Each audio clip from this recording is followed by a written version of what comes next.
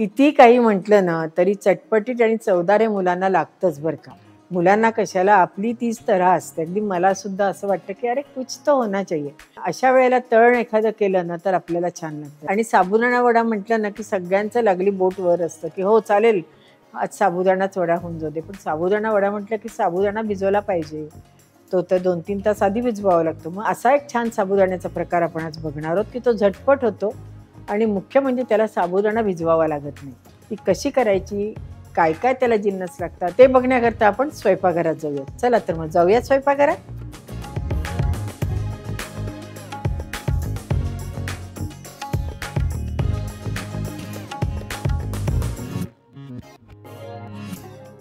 आता साबुदाण्याच्या पुऱ्या करण्याकरता आपण 2 वाट्या साबुदाण्याचं पीठ घेतलंय. त्याच्याकरता आपण साबुदाणा थोडासा भाजून घेतलाय आणि नंतर त्याचं पीठ केलंय.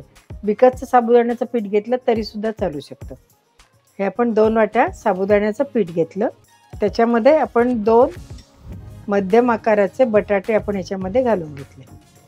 बटाटे उकळून ते किसून घेतले.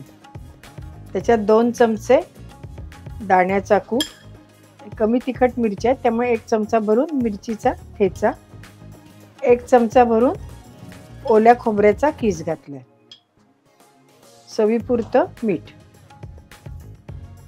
आता हे सगळं आपण एकत्र करून घेऊयात. साबुदाणा काही काहीला भिजवायचा राहतो आणि मुलांना साबुदाणा वडे खावेसे वाटतात किंवा तत्सम काहीतरी आवडीचं असं खावंसं वाटतं, हो की नाही. अशा वेळेला हा जो पदार्थ आहे हा अतिशय चांगला लागतो आणि मुख्य त्याच चवीचा असतो. ह्याच्यात थोडीशी भाजलेली जिऱ्याची पूड किंवा नुसते जिरे घातले तरी सुद्धा चांगले लागतात. आधी पहिल्यांदा सगळं हे पीठ अगदी छान एकत्र करून घ्यायचं आणि मग थोडं थोडं पाणी घालत हे पीठ भिजवून एक 10 मिनटं त्याला विश्रांती घ्यायला ठेवून द्यायचं. कारण साबुदाणा असतो की नाही तो भिजायला जरा वेळ लागतो. आणि नंतर मग नेहमीसारखे आपण पुऱ्या तळतो त्याप्रमाणे तळून घ्यायचं. अगदी वेळेवर पाहुणे आले ना तरी सुद्धा ही डिश करायला अतिशय सोपी आहे आणि मुख्य म्हणजे सगळ्यांच्या आवडीची आहे. त्याच्यात आपण थोडं थोडं पाणी घालूयात आणि भिजवून घेऊया. भिजवताना घट्ट नाही पातळ नाही, आपण जशी कणिक भिजवतो त्या पद्धतीने भिजवून घ्यायची.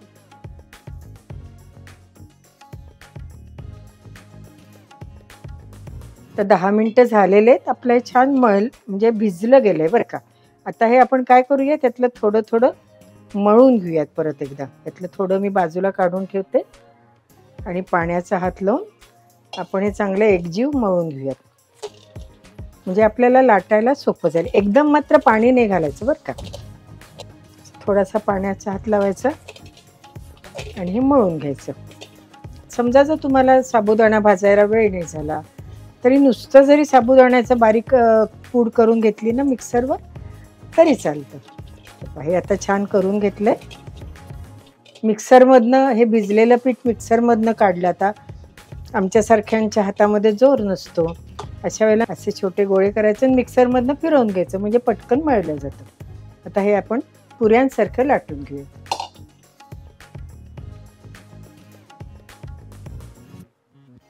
ह्याच्यावर पेपरिका असतो तो वरनं लावला तरी सुद्धा चालू शकतो. फार जाड नाही फार बारीक नाही, हे असं साधारण आपण जाडसर लाटून घ्यायचं. आता हे आपण तळून घेऊयात. आता हे अलगद आपण घालून घेऊया.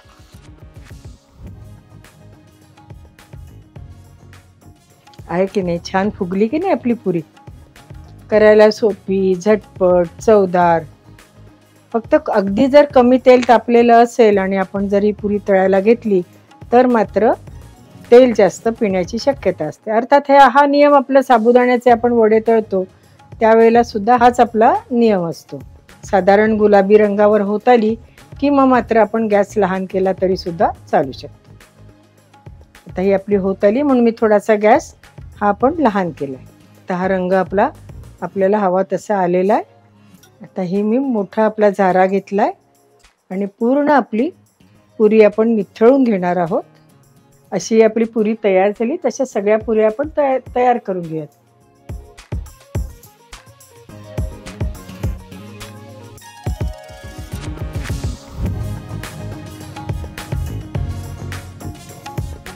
आहे की नाही, झाली की नाही झटपट डिश. आणि मुख्य मला गॅरंटी आहे सगळ्यांना आवडेल. वेळेवर जरी पाहुणे आले तर पटकन 2-4 बटाटे उकडायचे, साबुदाण्याचं पीठ करायचं, किंवा जर तयार पीठ असेल साबुदाण्याचं तर पटकन आपले हे वडे तयार होतात. तुम्ही तर सगळे सुगरण मंडळी आहात, तुम्हाला तर अशक्य काहीच नाही, हो की नाही.